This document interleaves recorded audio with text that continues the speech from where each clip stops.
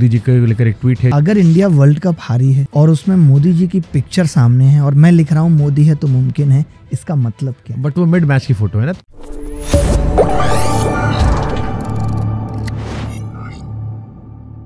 Social media पर एक बड़ा वर्ग विपक्ष खास तौर पर ऐसा है जो कह रहा है कि आप गवर्नमेंट को लेकर सॉफ्ट है। आपके पुराने ट्वीट्स को दिखा रहा है, जिसमें मोदी जी को लेकर एक ट्वीट है जिसमें मोदी जी गए थे शायद मैच देखने के लिए, और मोदी है तो मुमकिन मोदी है तो मुमकिन आप है। यहाँ 8 लोग बैठे हैं, ये सब बता सकते हैं कि अगर इंडिया वर्ल्ड कप हारी है और उसमें मोदी जी की पिक्चर सामने है और मैं लिख रहा हूँ मोदी है तो मुमकिन है, इसका मतलब क्या? बट वो मिड मैच की फोटो है ना, तो मिड मैच की फोटो नहीं है स्क्रीनशॉट वो। जो दिख रहा है। हाँ, मिड मैच की फोटो बीच की है, लेकिन वो जो ट्वीट है वो हार के बाद हुआ है, वो सरकास्टिक था कि मोदी है तो मुमकिन है। उसके अलावा आप देखेंगे कि कोई नहीं दिखा पाया है कोई भी ट्वीट। ऐसा हो ही नहीं सकता है। मैं बता रहा हूँ ना, जब आपका दिल सच्चा है। मैं आज इसीलिए, आपको क्या लगता है कि मुझे पॉलिटिकल पार्टियां अप्रोच नहीं करती कि आप आइए सत्ता में और इन सब चीज़ों को मिलके ठीक कर लेंगे? बहुत सारे ऑफर्स मेरे पास भी आते हैं, बट मैं हार्दिक पटेल नहीं बनना चाहता, मैं कन्हैया कुमार नहीं बनना चाहता कि मैं फिर इस सिस्टम के खिलाफ आवाज़ ना उठा सकूं।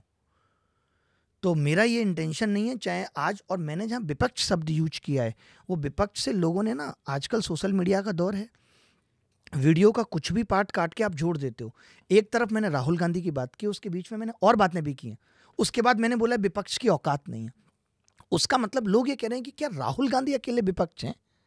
और किस एंगल से हैं राहुल गांधी अकेले मैंने विपक्ष? बच्चों को देखा आपके सपोर्ट में, जो आपको फॉलो करते होंगे, उन्होंने आपके सपोर्ट में वीडियोस बनाए कि एक वीडियो के आधार पर जज मत कीजिए। लेकिन फिर भी मैं ये एक सवाल को कोट कर देते, सवाल बहुत ज्यादा आया था मेरे पास कि जब सत्ता पक्ष से सवाल पूछना चाहिए था, जब प्रोटेस्ट सत्ता पक्ष के खिलाफ होना चाहिए था, तो सरकार या सरकार से जुड़े किसी लोगों का नाम आपने नहीं लिया, विपक्ष के नेताओं का नाम ले लेकर फिर भी औकात वाला जिक्र कर दिया। अरे मैंने मेरे जितने इंटरव्यूज हैं, मैं बिना मोदी जी के शुरुआत ही नहीं करता हूँ। लोग मुझे खुद कहते हैं, वहाँ पे बैठ के भी मैंने एक इंटरव्यू दिया है जिसमें लोग पूछ रहे हैं कि आप मोदी जी को क्यों जिम्मेदार ठहराते हैं? तो मैं हमेशा कहता हूँ क्योंकि इस देश में सब कुछ मोदी जी के नेतृत्व में हो रहा है। आप रेल मंत्री का बयान सुनिए, जब वो अपना भाषण शुरू करते हैं, मोदी जी के नेतृत्व में हमने रेलवे को इतना ट्रैक पे ला दिया कि हर महीने में 3-4 बार उतर जाती है। तो मेरी तो लड़ाई, मैंने तो वीडियो जारी किया है कि ये देश एक वन मैन शो हो गया है। मोदी जी देश सही हाथ में है, लेकिन सही हाथों में नहीं है। रेल सही हाथों में नहीं है। अगर रेल की कोई समस्या है तो जहां रेल मंत्री हर बात पे ये कहता है कि मोदी जी के नेतृत्व में है, तो सवाल किससे किया जाए? लोग नेतृत्व लेना तो सीखें। रेल मंत्री एटलीस्ट रेल का नेतृत्व तो ठीक करें, या हर काम प्रधानमंत्री के नेतृत्व में होगा?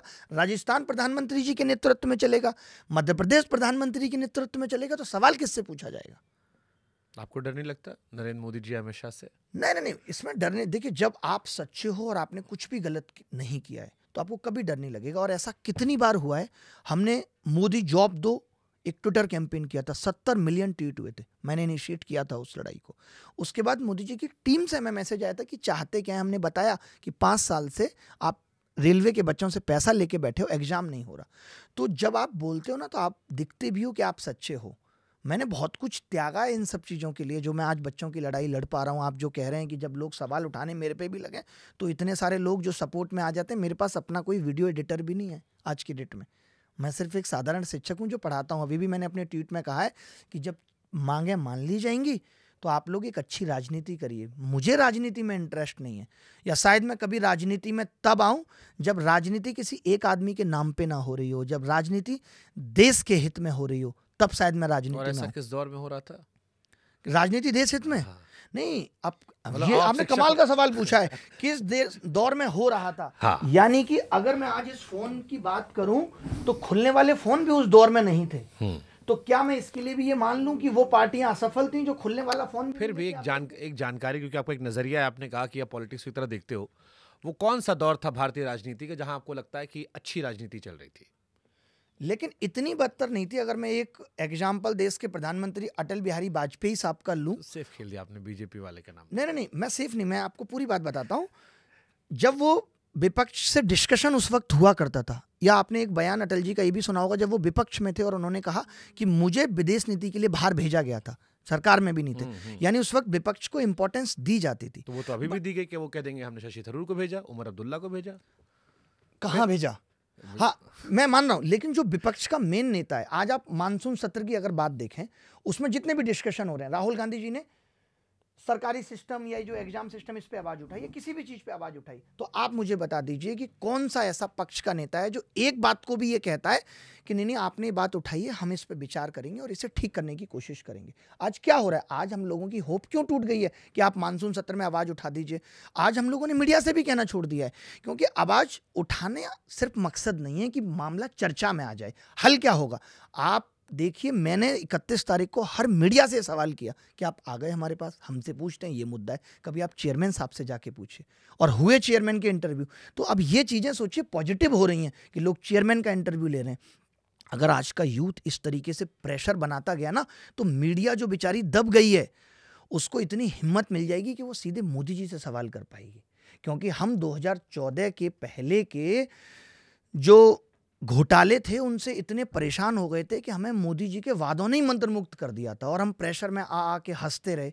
मोदी जी आए, पहले वो प्रेस कॉन्फ्रेंस करते थे, एक दो इंटरव्यू करते थे, एक पत्रकार ने लिया था जहां पे बेरोजगारी की भी बात कही थी, और उन्होंने कह दिया था कि बाहर समोसा बेचने वाला भी रोजगार ही है, और उस पर वो पत्रकार ने हंस दिया था। अगर उस वक्त शायद इस बात को काट दिया गया होता तो मीडिया की हिम्मत रहती और प्रधानमंत्री साहब करते भी। हमने ही तो हमारे डर ने, हमारी खामोशी ने सरकार को तानाशाह बनाया। मैं ये मानता हूँ। मध्य प्रदेश के मुख्यमंत्री हैं मोहन यादव जी, उनका इंटरव्यू किया था और सरकारी नौकरी को लेकर उनसे सवाल पूछा, तो उन्होंने कहा सरकारी नौकरी हमारी प्राथमिकता में नहीं है।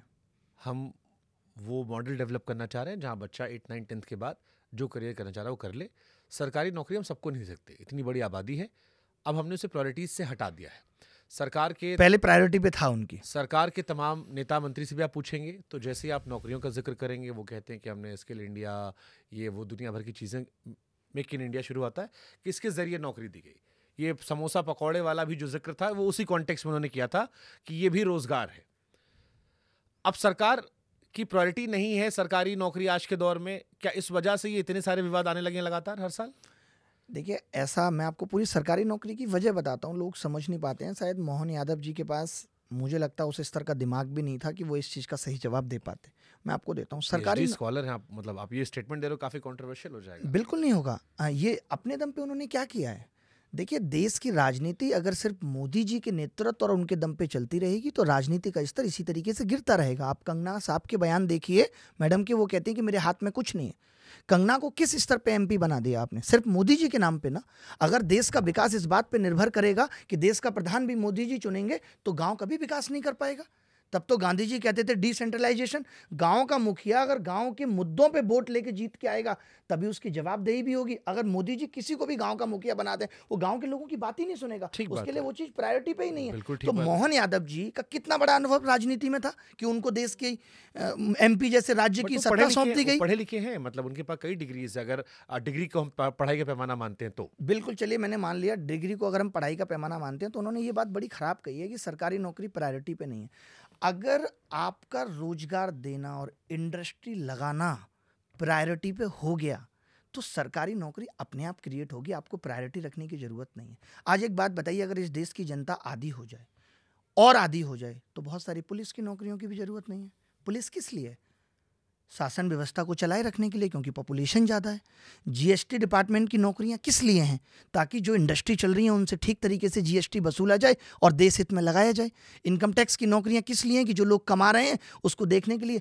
तो अगर आप इंडस्ट्री लगाओगे, अगर आप प्राइवेट इंडस्ट्री भी लगा रहे हो, अगर आपका फोकस उस चीज़ पर भी है कि बाहर से एफडीआई, फॉरेन डायरेक्ट इन्वेस्टमेंट भी हो रहा है, तो सरकारी नौकरियाँ अपने आप क्रिएट होंगी।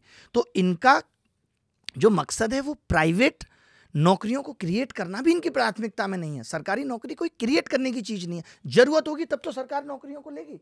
ये क्या कर रहे हैं, बेसिकली कॉन्ट्रैक्ट बेस पे काम करा रहे हैं। इनको लगता है कि 60,000 रुपए का काम अगर 8,000 में हो रहा है, ये देश के युवा की मजबूरी का फायदा उठा रहे हैं। बात सिर्फ इतनी सी है। और अगर यही हालत रहे तो जो आज ब्यूरोक्रेट्स भी बैठे हैं ना, कल को ये भी कह देंगे कि हम आईएएस ऑफिसरों से भी अब 18 घंटे काम कराएंगे, 16 घंटे काम कराएंगे, उनको आवास भी नहीं देंगे। हो सकता है ये कह दें सैलरी भी आधी हो जाएगी, तो आदमी तो मजबूरी में काम करेगा। तो ये उस मजबूरी का फ़ायदा उठा रहे हैं। सरकारी नौकरी इनको क्रिएट करने की ज़रूरत नहीं है, इन्होंने इतनी इंडस्ट्रियां बंद कर दी। लोग आज कहते हैं कि भारत पहले टेक्सटाइल का बहुत अच्छा बिजनेस करता था, लेकिन आज बांग्लादेश भारत से आगे निकल गया टेक्सटाइल में, कपड़ा बाहर से इम्पोर्ट होकर आने लगा। सरकार का काम खाली इतना रह गया है कि बाहर से चीज़ें आ जाएँ, वैसे ये चाइना की चीज़ों का विरोध करते हैं और उस पर हमें टैक्स मिल जाए, हम बस इतना काम करेंगे। दैट्स कॉल्ड कारोबार। ये कारोबार है कि आपने टेस्ला यहाँ खोलने के बजाय एक कार बाहर से जो 30 लाख रुपए की मिल रही है उस पे आपने 30 लाख रुपए लेके कह दिया कि जी हमारे लोगों को आप 60 लाख में बेच दिए। ये कारोबार है, ना कि आप देश हित में कोई काम कर रहे हैं।